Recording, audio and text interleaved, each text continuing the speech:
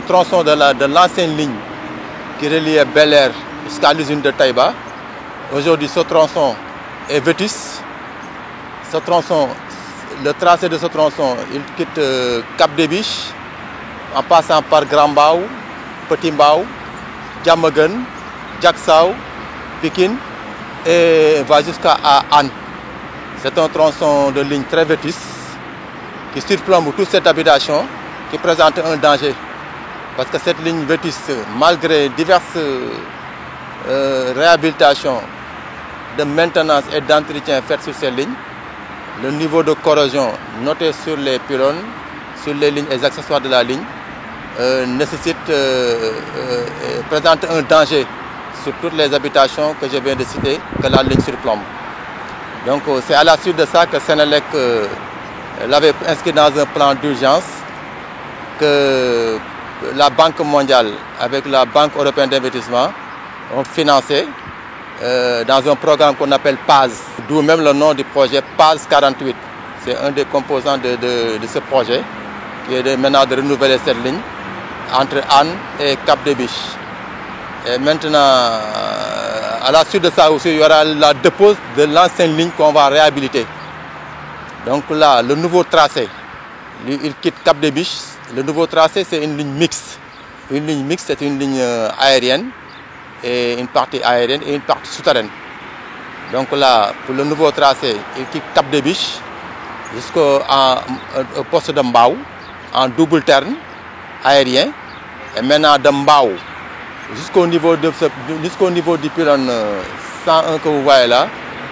Donc là, il y a une partie souterraine de Mbao jusqu'au pylône 105. Et de pylône 105 jusqu'au pylône 101 que vous voyez là. Donc là, c'est la partie aérienne. Donc les travaux ont été réalisés.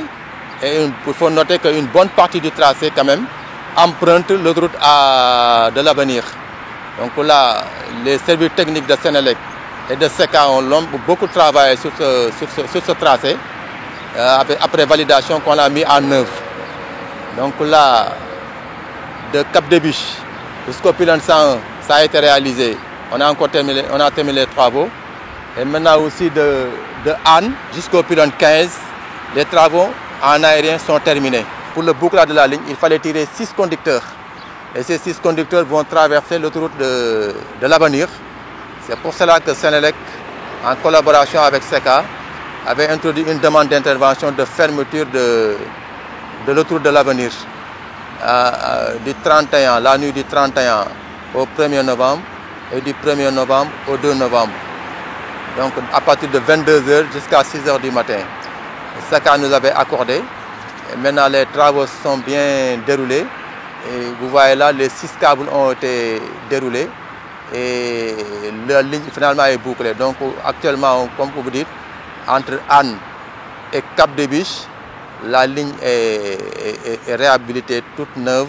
Bon, il faut dire que quand même, le renouvellement de cette ligne, du point de vue avantage, surtout côté Senelec, là, comme que cette ligne présentait une instabilité, une mauvaise qualité de service au niveau du réseau de transport de Senelec, donc là, et l'insécurité que ça présentait sur toutes les habitations que la ligne surplombait.